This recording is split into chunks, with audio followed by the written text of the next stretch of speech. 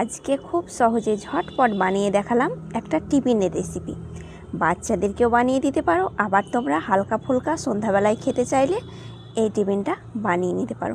খেতে হয় দুর্দান্ত স্বাদের, এমন একটা রেসিপি কেউ মিস করবে না। অবশ্যই বাড়িতে বানিয়ে একবার দেখতে পারো। তার জন্য লাগবে ময়দা। তোমরা আটা দিয়েও বানাতে পারো, কিন্তু ময়দা দিয়ে বানালে স্বাদটা বেশি ভালো হয়। 1 কাপ পরিমাণে ময়দা নিয়েছি, আর সঙ্গে দিয়ে দিলাম লবণ স্বাদ মতো, আর 1 চামচ পরিমাণে সাদা তেল, আর 1/4 চা চামচ নিয়েছি আজওয়ান। আজওয়ানটা দিয়ে এই নাস্তাটা বানালে গ্যাস অম্বল যাদের হয়ে থাকে ময়দার জিনিস খেলে, সেগুলো আর হবে না। বাচ্চা থেকে বড় সকলে মিলে নিশ্চিন্তে খেতে পারো। এবার ভালোভাবে হাত দিয়ে ময়ম করে নিলাম। ভালোভাবে শুকনো উপকরণগুলোকে মিলিয়ে নেওয়ার পরে এবার দিয়ে দিচ্ছি অল্প অল্প করে জল। একসঙ্গে জল দেবে না, অল্প করে জল দেবে আর মাখাতে থাকবে। এই ভিডিওটা আশা করছি তোমাদের সবার পছন্দ হবে।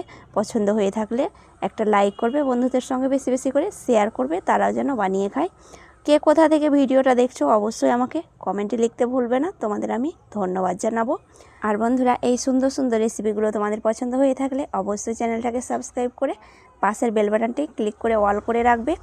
আমি যখন নতুন নতুন ভিডিও ছাড়বো তোমাদের কাছে খুব তাড়াতাড়ি পৌঁছে যাবে।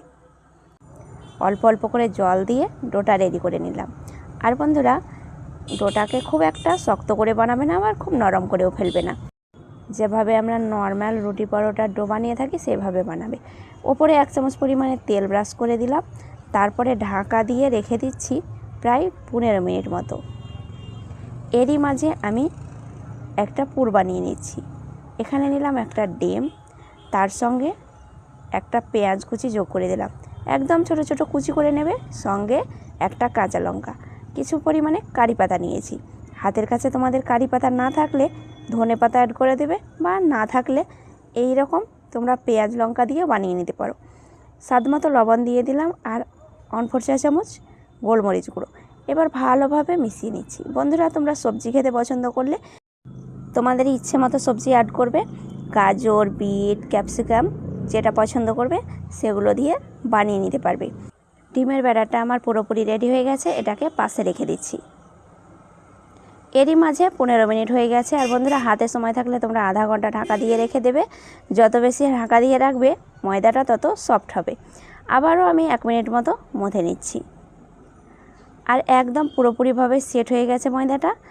আর ময়দা বেশি সেট হলে নাস্তাগুলো খুব তাড়াতাড়ি তৈরিও করে নিতে পারবে। 1 মিনিট ভালোভাবে মথে নেওয়ার পরে ময়দাটাকে নিয়ে চলে যাচ্ছি বেলুন চাকির মধ্যে। ময়দাটা বেশ কিছুক্ষণ মাখানো হয়ে গেছে। এবার লেচিগুলো কেটে নিচ্ছি। ছোট ছোট করে লেচি কেটে নিচ্ছি বন্ধুরা। যেহেতু নাস্তাটা একদম ছোট করে বানাচ্ছি, বাচ্চাদের বেশি পছন্দ হবে এই ছোট নাস্তা। আমি এখানে অনেকগুলোই লেচি কেটে নিলাম। তোমরা এইরকম ছোট করে লেচিগুলো কেটে নেবে। আমি 5 ভাগ মতো সাইডে রেখে দিচ্ছি, আর 1 ভাগে বানিয়ে নিচ্ছি। এই নাস্তাটা তোমরা অতিথিদের টিফিন হিসাবেও বানাতে পারো। বাড়ির সকলে পছন্দ করবে, এতটাই টেস্টি হয়। আর বন্ধুরা, খেতে হয় দুর্দান্ত স্বাদের। একবার বানিয়ে খেলে বারবার খেতে ইচ্ছে করবে এই রেসিপিটা। একই রকম টিফিন বাচ্চাদেরকে বানিয়ে দিলে তারা পছন্দ করে না, তাই তোমরা নিত্য নতুন টিফিন বানিয়ে দিলে তারা টিফিন ফাঁকা করে খেয়ে নেয়। এই সব নাস্তাগুলো তোমরা টিফিন বক্সেও দিতে পারো। এবার প্রথমে গোল করে নেওয়ার পরে ময়দা ছড়িয়ে বেলে নিচ্ছি। অবশ্যই তোমরা ময়দা ছড়িয়ে বেলে নেবে, তা না হলে বেলুন চাকির মধ্যে লেগে যেতে পারে। খুব সুন্দর পাতলা করে একটু রুটিটাকে বেলে নেওয়ার চেষ্টা করবে। এর থেকে আর বড় করব না, তোমাদের দেখায় এইরকম পাতলা করে রুটিটাকে আমি বেলে নিয়েছি। এবার আগে থেকে যে ডিমের ব্যাটারটা রেডি করেছিলাম সেটা আমি 2 চামচ পরিমাণে দিয়ে দিচ্ছি। বেশি পরিমাণে দেবে না। আর বন্ধুরা, সবজি অ্যাড করলে বেশ ভালো হয়।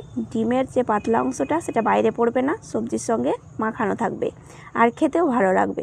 2 সাইডটাকে ভাঁজ করে নিলাম। আর কিভাবে করছি তোমরা অবশ্যই একটু ফলো করে দেখবে, তাহলে তাড়াতাড়ি বানিয়ে নিতে পারবে।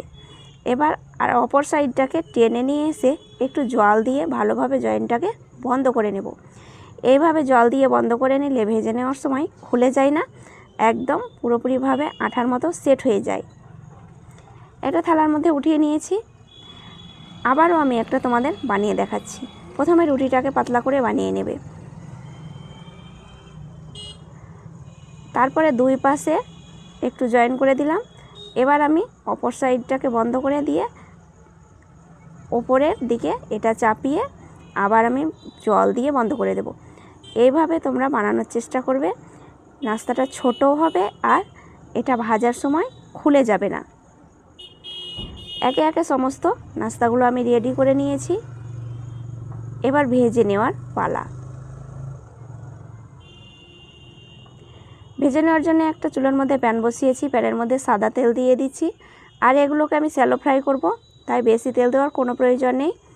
তেলটাকে একটু ভালোভাবে ছড়িয়ে নিলাম চারিপাশে, তারপরে ভালোভাবে একটু গরম করে নেব।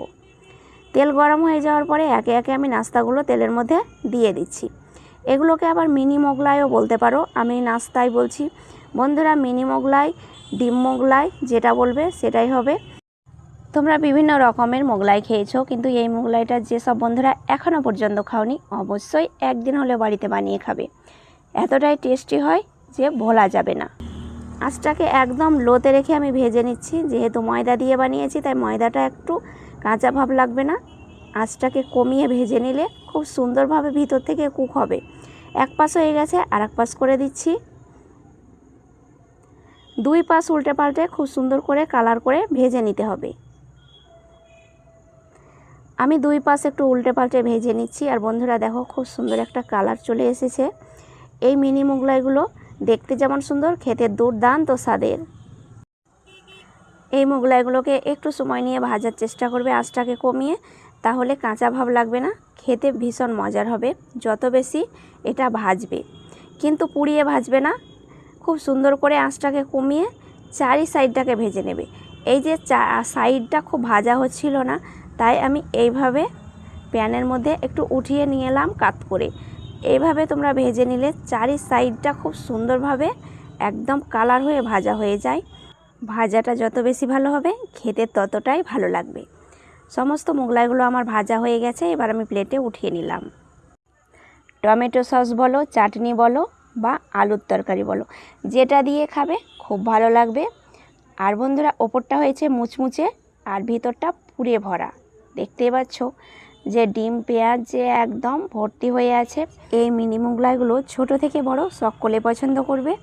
অবশ্যই বাড়িতে একবার বানিয়ে খাবে। আজ তাহলে এই পর্যন্তই। আবার আসছি নতুন রেসিপি নিয়ে। ভালো থাকবে, সুস্থ থাকবে। ধন্যবাদ।